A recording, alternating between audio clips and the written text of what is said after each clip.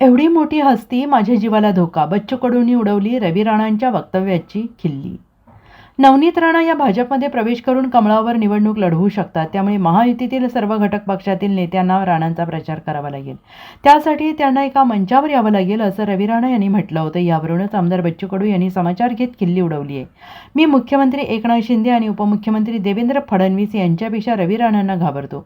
खूपच भीतीचं वातावरण तयार झालेलं आहे. त्यामुळे मंचावर उपस्थित राहावंच लागेल. मला कार्यकर्त्यांचे फोन आले. एवढी मोठी हस्ती काही करू शकते. उद्या जीवाला बरं वाईट धोका निर्माण करू शकते. चौकशी लागू शकते. घरात घुसून मारण्याचा प्रयत्न होऊ शकतो. आमदार बच्चू कडू यांनी आमदार रवी राणांच्या वक्तव्याची खिल्ली उडवली आहे.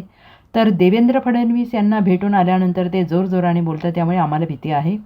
आम्ही घाबरलो असल्याने आमची इच्छा नसली तरी आम्हाला मंचावर जावं लागेल, प्रचार करावा लागेल, असा खोचक टोला बच्चू कडू यांनी लगावला आहे. आम्ही सांगितलं, शिंदे साहेब फडणवीस साहेबांपेक्षा आम्ही यांना खूप घबरावतो. खूप भीतीचं वातावरण तयार झालं. त्यांनी सांगितलं का मंचगाव राज लागल. मोठी भीती आहे. कार्यकर्त्याचे फोन आले म्हणे बच्चू भाऊ काही करून, एवढी मोठी हस्ती काही करू शकते. उद्या आपल्या जीवाला धोका निर्माण होऊ शकते. एखादी चौकशी लावू शकते. ते देवेंद्रजीला भेटून आल्यानंतर ते बिलकुल सुटसुहा असे जोरजोरानं बोलतात. त्याच्या नावाला भीती आहे. घबरावलेलं आम्ही.